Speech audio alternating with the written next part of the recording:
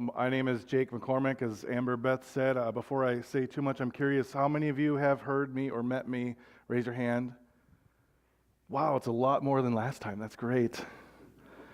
My last visit here was April 23rd of last year.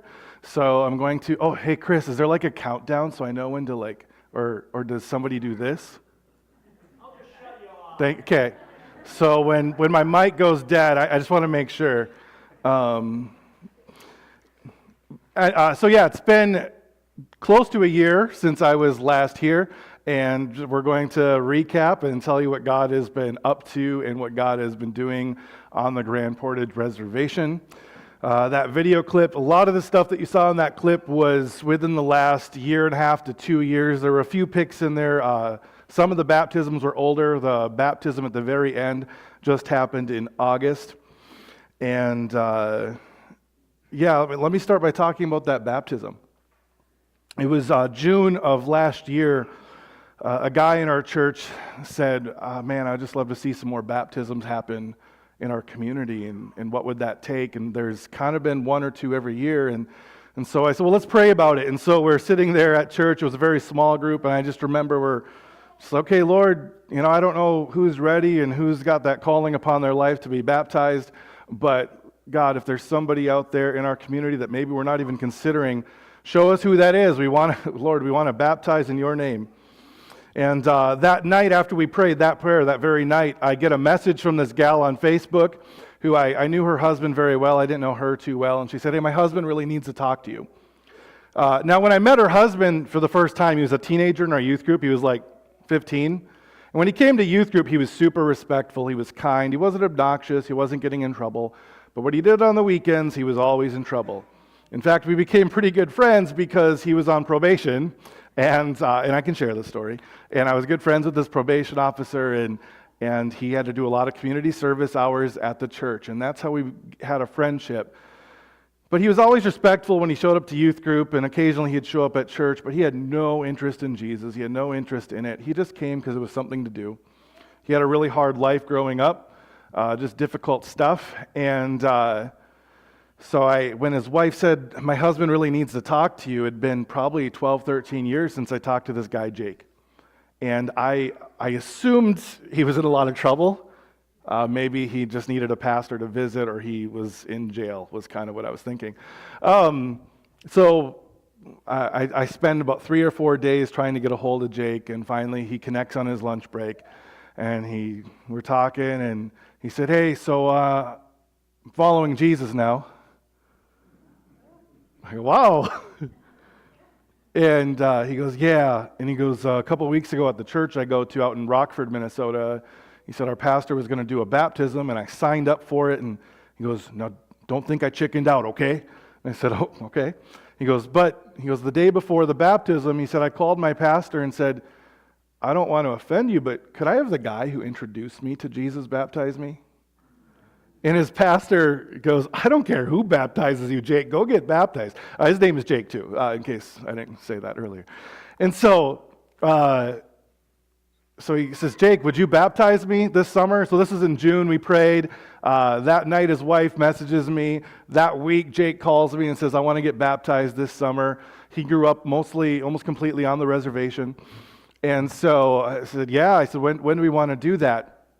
And our busiest weekend on the reservation is the weekend of our rendezvous, our powwow weekend. Our whole community can double and triple in size. And he said, well, what if we came up a day early before powwow so we can invite as many family members and as many friends as we can and go get baptized? And I said, yeah. I said, that's what baptism was about. Bring as many people as you can to witness your death to self and resurrection in Christ Jesus. And so he invited a lot of people. There was quite the turnout, a lot of non-believers, probably mostly non-believers. And the day of the event, there's a few spots on our reservation that we use for baptisms, but we had a pretty bad drought happening, and those spots had been overtaken by beavers. And I would be afraid to baptize someone in a beaver river and have them come out with giardia. Since you're in Ely, y'all know what that is. That's not good. I still have the pictures on my phone of every river I went to that we typically use, and it was just stagnant green or dark brown water. So the day they got there, Lake Superior was just in an uproar. It was really, really dangerous, big waves. And he goes, well, I didn't come this far not to get baptized. And so we went out, and he goes, just hold me down till a wave hits me. And he goes, just like the waves of mercy. And so I just held him, and then the wave just washed him over. And first time in my life, knowing that young man, working with him through lots of different things with probation and community service, all sorts of things. And he just reaches over and just hugs me at the end of that video. And it's really a testimony to what it means to just keep on doing what God has called you to do. Because I didn't see this happening when I knew Jake as a young guy. I didn't see this ever happening. But we just kept on our church body. We kept showing up. We kept sharing our faith. We kept on doing what God has called us to do. And you never really get to know sometimes what God is up to behind the scenes. The second to last baptism in that video is my brother-in-law, Rusty. And another story about not knowing what God is up to. Some of you in this room might have heard of a guy named Wally Olson. Anyone? Maybe two? Three? Oh, wow. Awesome. Okay. So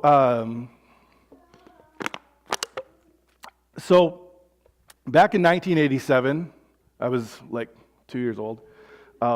This guy, Wally, called one of the pastors at the church I grew up in. His name was Mark Dixon. Does anyone know Mark? Maybe? No? Okay. So Wally called him and said, hey, there's been a lot of these teams coming to the Nett Lake Reservation. Nobody's going to Grand Portage. He said, would you take a team there? And Mark said, I'll think about it. And he said, well, it's a 3-year commitment. Would you, if you say yes, I want you to go for 3 years in a row. And so Mark said, okay, we'll take a team to Grand Portage. And so in 1987, Grand Portage had their first outreach team come and do ministry and various things. There were different teams that had come up in the past to do building projects and help, but there was never really a ministry outreach team until 1987 on our reservation. Later on in the mid-90s, early 90s, Mark got a call from the Lord to move out to South Dakota, but my home church, which was Ham Lake Baptist, turned into Oak Haven Church. We kept going to Grand Portage year after year after year. Anyway, my little brother-in-law, Rusty, he still loves the Lord. He went to New Tribes Bible Institute. He was going to go into global missions and just felt he just didn't feel that tug on his life. But he still serves the Lord in quite a few ways. And one day, Rusty moved out to Salem, South Dakota. And I said, hey, you're not going to Sun Prairie Baptist Church, are you? And he goes, I am, actually. And I said, well, say hi to Pastor Mark for me. And he goes, how do you know Pastor Mark? And I think it's wild that this was about a year ago, that my brother-in-law, Rusty, is going to the church in he's a native tribal member from Grand Portage, attending Mark's church in Salem, South Dakota. And I guarantee this would have never happened if Mark didn't say yes in 1987. And so that's a long time. And I want just to share that story, to think of all the things that you say yes to with God now. You might not see the result for years and years and years, but to really take heart and to be encouraged, because God is still doing something behind the scenes that we're just so unaware of. And so Rusty and Pastor Mark have gotten to know each other pretty well, and I just think that that's so wild that he has a tribal member from our community, all because of a yes to God in 87.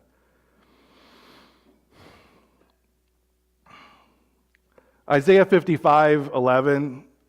I was reading through a variety of versions of it, because I like to do that. I like to just check, what's the King James say? What's the ESV say? What do they all say? And they all say the same, they point to the same truth, is that God's promises don't return empty. And so I want you to remember that if you're praying for somebody, if you're speaking the truth into somebody's life, don't lose heart. God's promises don't return empty. They don't return void. And I believe that. And it's really hard to believe that when you don't see it right away.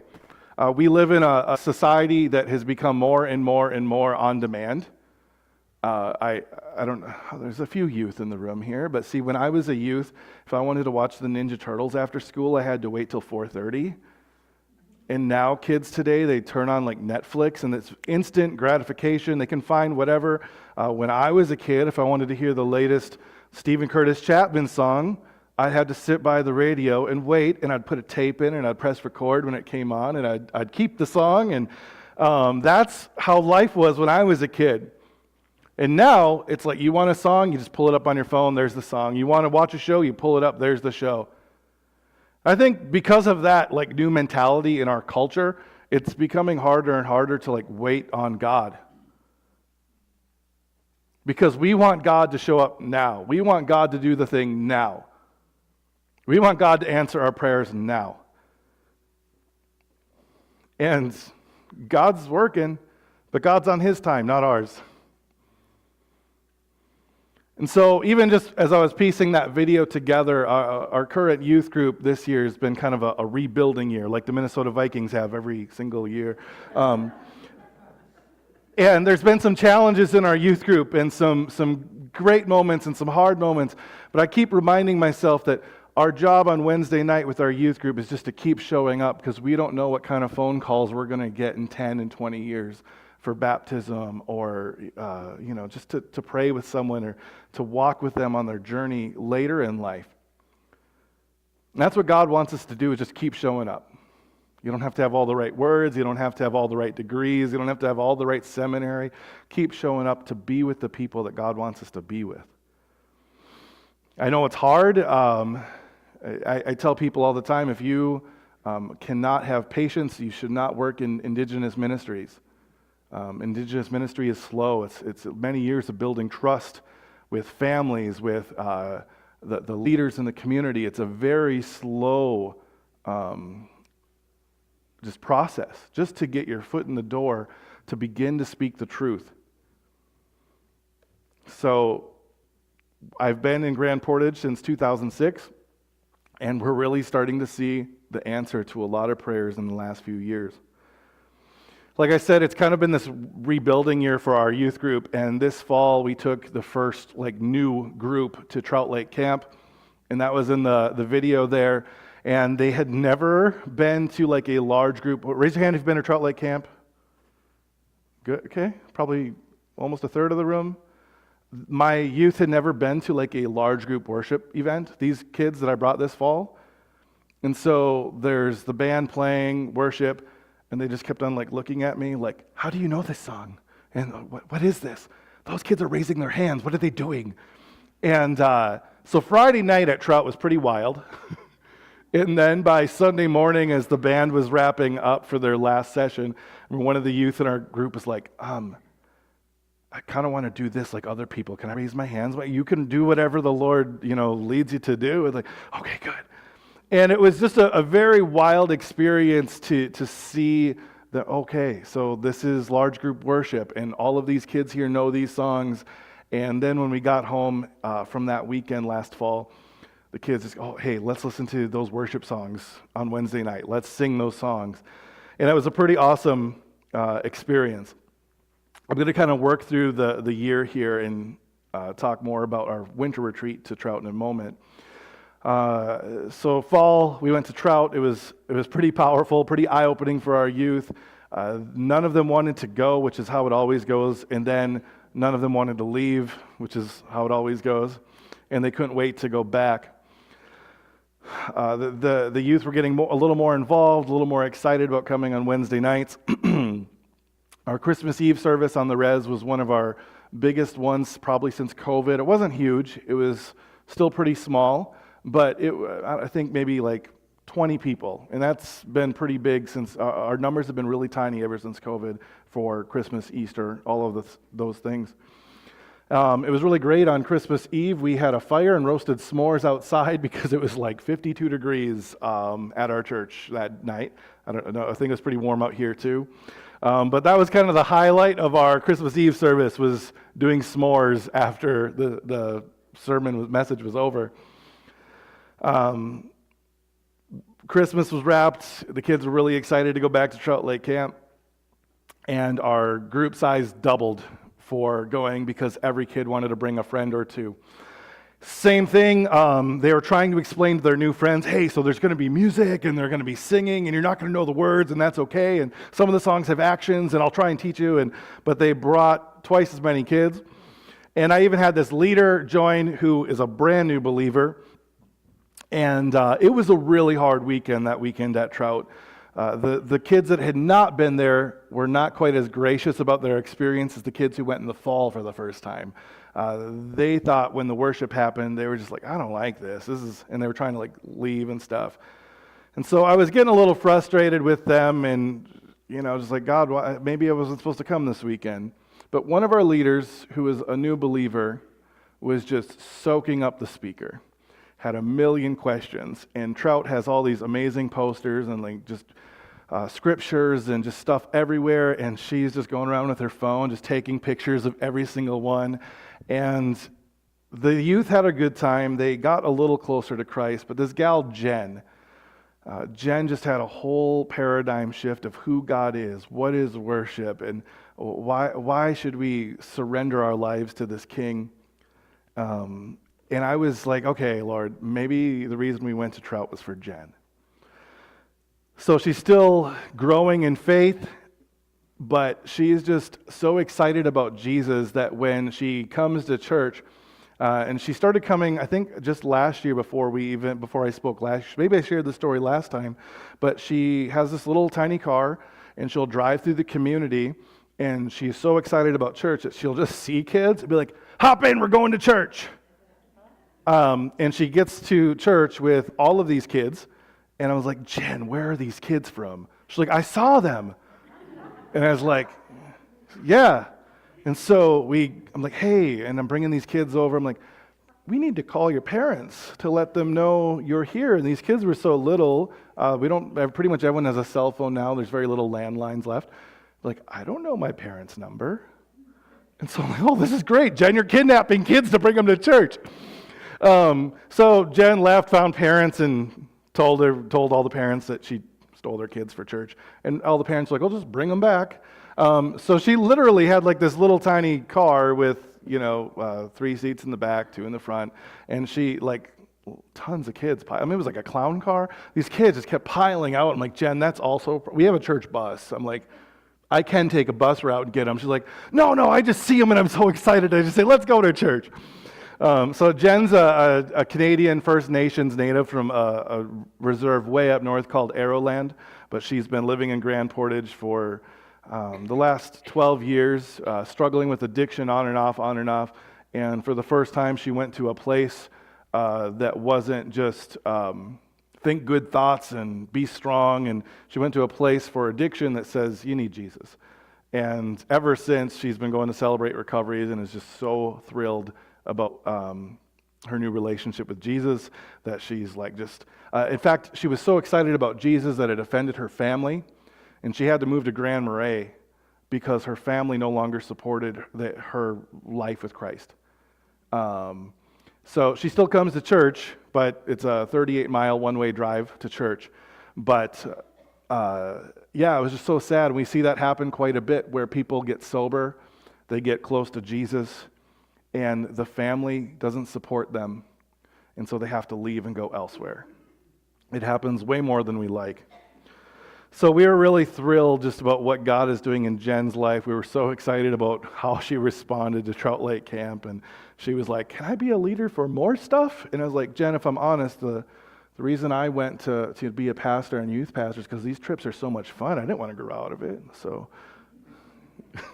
I was like, "Yes, you can come to all of the trips." She's like, "Yes." A couple weeks ago, we had Easter. You guys have Easter here. Was it a good time? Yeah? Was it packed? Good. We also had our biggest Easter turnout since COVID. We've been slowly growing in numbers on these events, and that was a huge blessing to see all the folks, to see the parking lot just really packed. We had a family that left the church the day Walt said, close down churches and stuff like that. This one family came up to me and said, "You close this building, we will never step foot back in here." And this is when COVID was fresh, and it was like, I don't know what's going on. Like, I said, "You know what, if you want to come while I live stream, you can just sit somewhere." I'm not like, "That's okay." And they said, "No, if you dare close it, we'll never come back." And I've talked to this family, and that's 2020, and I've talked to them over and over and been close with them and ministered to them and loved on them. And just out of the blue on Easter Sunday, they came and they said, "This is awesome. We want to keep coming back." A year ago for Easter, we had been live streaming pretty consistently since COVID.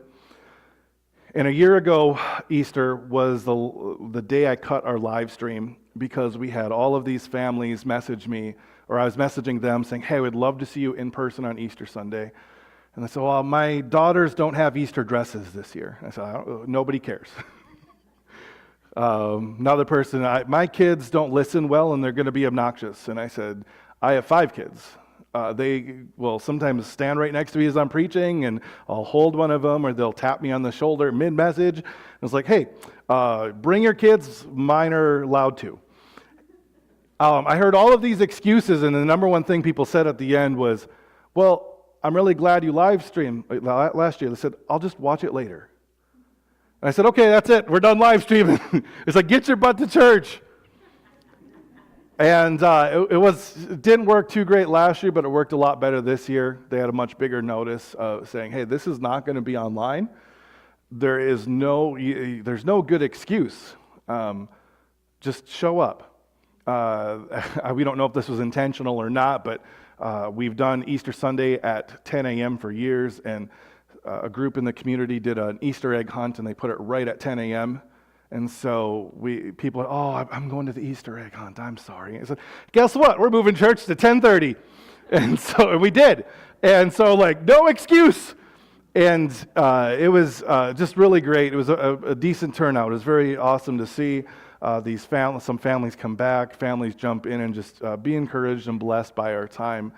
And it's only been a couple weeks since Easter, but the families that came were encouraged and were in touch, and we hope to really see some change and growth from that weekend. So yeah, that's kind of wrapping up to right where we're at now for this last year in review. Does this group go to the Blitz conference in Duluth? Is that a thing here? Never heard of it? Converge conference called District Blitz.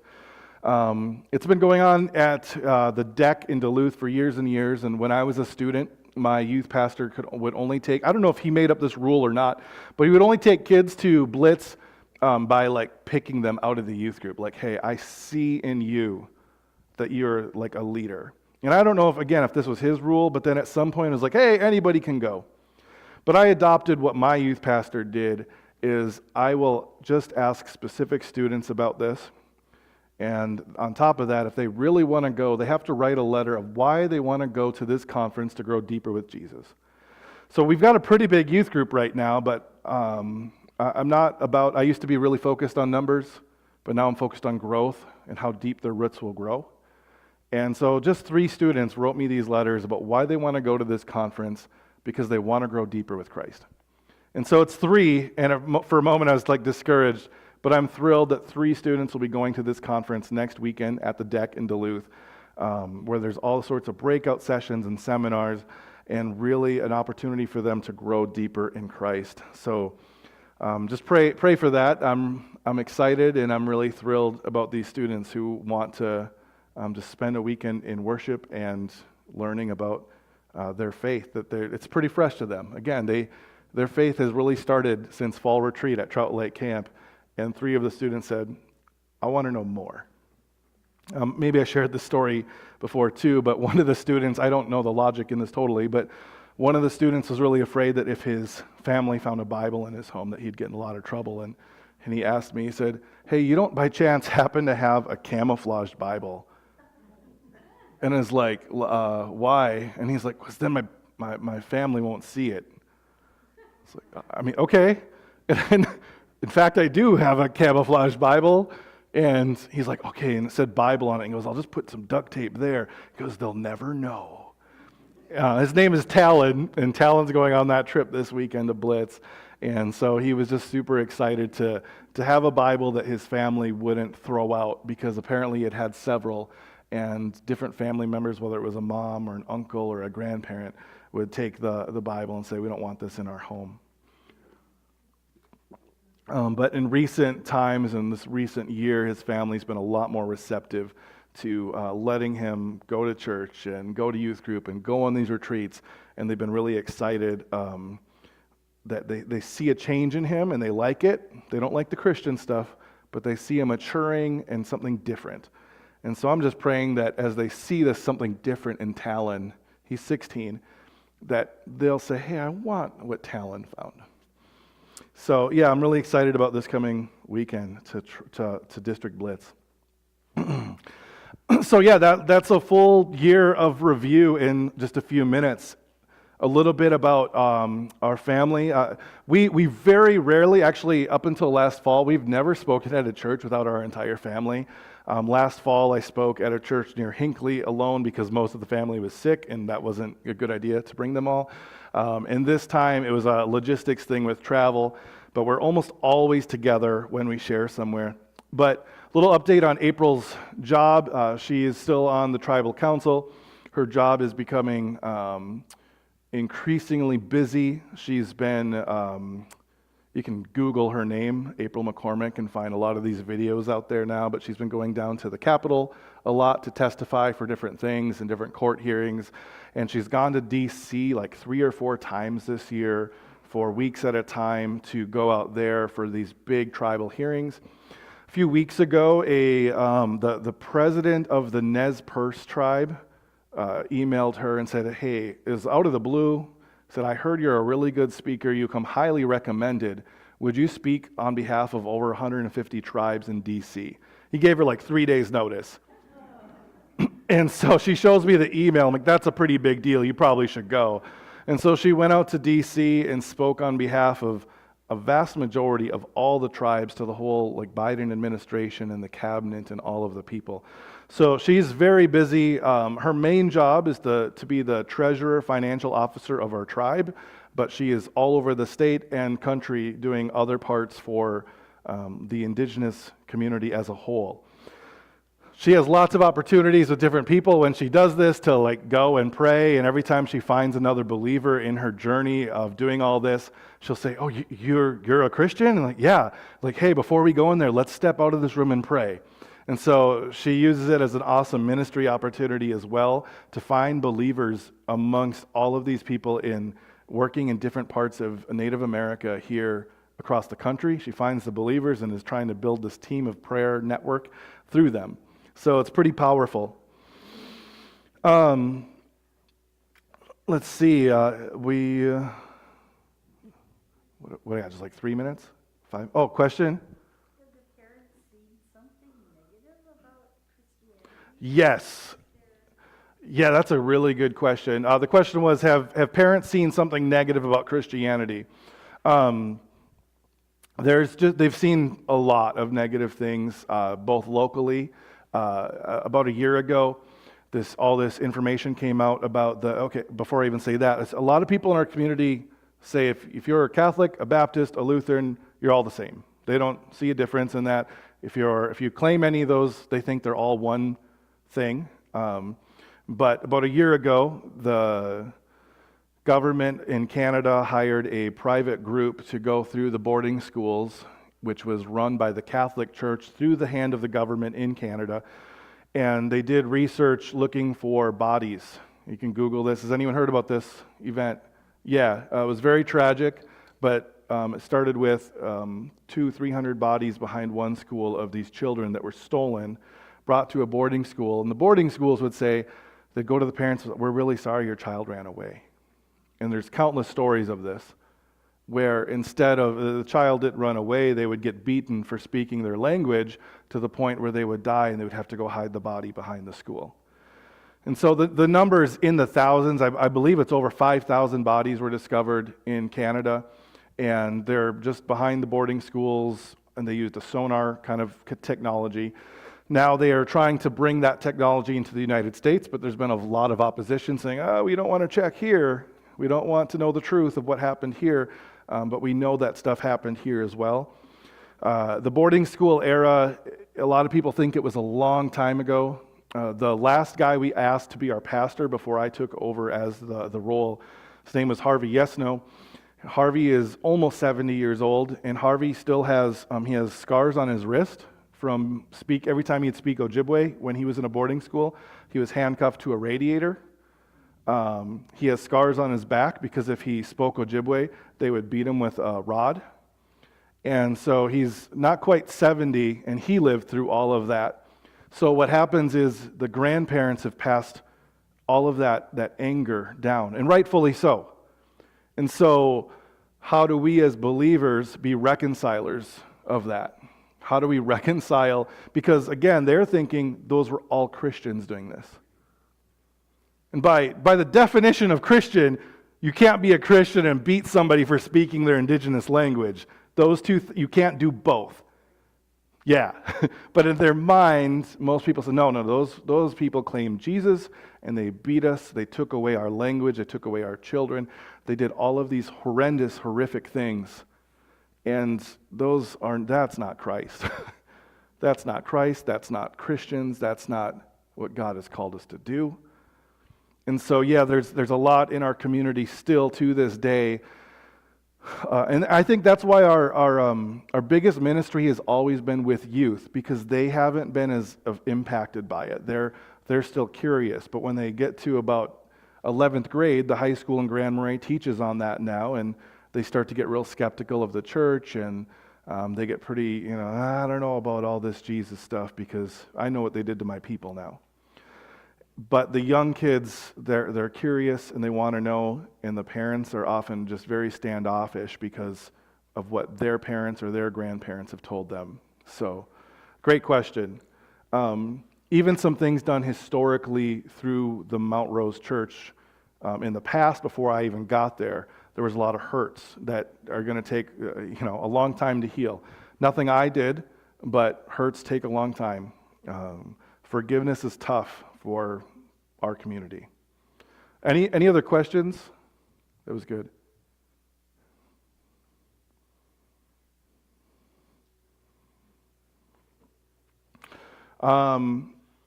After this is over, I'll be downstairs somewhere, and I'm going to talk a little bit about a project that if anyone wants to get involved in, I'd love for you to find me, and maybe as a group, so I don't have to answer like 15 different questions or anything like that, but just like one whole, hey, here's what's happening. But before COVID, we moved 8 miles away. We're still on the reservation. I think I shared this last time because this is like been an ongoing saga. And we had a very comfortable house. We had a 4-bedroom, 3-bathroom house. It was very spacious. It was great. And we just saw this beautiful spot on the lake, and we're like, hey, we can move there. We can throw an addition on it. It'll just take a year, and we'll have room for all of us. So we went from 4-bedroom, 3 bathrooms, really nice, to 2-bedroom, 1 bathroom with 5 kids. It's been a challenge. And the good thing is that God's been showing me lately is at that old house, my prayer life was not very great. I mean, I prayed for the church, I prayed for the community, but at our new house, like everything that has, like things just keep going wrong with what's happening with this house. Everything is going wrong. And on paper, it all made sense. It was like, hey, we move, we sell our house, we put an addition on, we've got more privacy, this is great. And then felt like the whole world fell apart. Nothing has gone according to our plans at all. And the beauty of it is I am praying way more vigorous prayers. And I don't think I would have done that if we stayed in our comfortable house. I don't think I would be just crying out to God saying, God, I don't know what to do. And that's where we're at with this project, and I'm looking for more people to help with it. Last fall, we had a company that was the best thing for us right now is to just tear down this structure at our new site. It's not very good. It's got lots of air leaks, lots of holes for the mice to join us. Just to tear it down and put in one of those prefab houses. And so we had rollaway bins ready to just demolish it. We had everything staged to form the concrete base and everything. And we were just about ready to demolish when the company that we were working with for almost a year just emailed out of the blue, "We can't build your project anymore, sorry." And we were telling our kids, "Hey, by Thanksgiving, we're going to have more space. We're not going to be so cramped." What we think, the company has not answered our questions on that. We're glad we didn't demolish before they backed out, though. What we think happened is we've been asking churches across the state, all over, for volunteers, people who are skilled, people who want to join us in this project. And so this company had this, big fancy thing they wanted to sell us. We're like, "Nope, we're not doing that. We got volunteers for this, this, this, and this." I think we had so many volunteers for this project that they were no longer making a ton of money. And well, we're not going to go from Barnum, Minnesota to Grand Portage for that little amount. And we're like, "Well, we need God to move with these volunteers because there's no other way this project can happen." So all winter long, we've been working with the new company trying to plan this out, and we think we've got everything figured out. And this company will drop in a top half of a prefab house, but we're responsible for building the bottom half. So if you know how to build even a little bit and you want to talk about that, or if you know how to put up sheetrock, or if you don't know how to put up sheetrock and you want to learn, I don't either. So you can come over and we'll watch YouTube together and we'll give it a shot. Or if you know how to run some electrical wires. Our goal is to try and demolish this spring. Tomorrow night I have a meeting at First Baptist Church of Two Harbors. They have 10 volunteers that want to see what they can do. A couple of weeks from now, I'm meeting with Emmanuel Baptist Church in Duluth to talk to some of their volunteers. But we're just looking all over for people who can help in any way, shape, or form to make this project happen, because we're really just kind of at roadblock after roadblock after roadblock. And what God has reminded me in all of this is, even though it's been tough and difficult and nothing has gone according to our plan, as a pastor, as somebody who shares the message of hope in Jesus all of the time, God was really asking me, "Do you believe what you say?" Yeah, on Sunday, I tell people about how good God is. I tell about how He's going to come through, and God's like, "Do you believe the own words coming out of your mouth?" We just sang that song, "The Goodness of God." And when that company backed out with no reason, I was so frustrated with God, and God was like, "Am I not still good?" Yeah, God is still good. God's promises don't return empty. And we knew God was in this from the beginning. We've seen God do some pretty incredible things, but we're still waiting to see what God will do next. So I'll be downstairs for a little while, and if there's a group that wants to talk about that, if you know anything about building, architecture, any of that, I'd love to pick your brain and meet some of you. But that's kind of where things are at with us. The church is doing well. The church is small right now, but healthy. April needs a lot of prayer with all of her travel and all that she does for our community. There's so much going on, so much stress involved in her job. So please pray for her. Back there are prayer cards and prayer magnets. We have a goal before this year is over. We tried to get it done in a month and we didn't quite make it, but we're trying to get those magnets on at least 500 refrigerators in Minnesota. So, and some people said that their new refrigerators don't take magnets.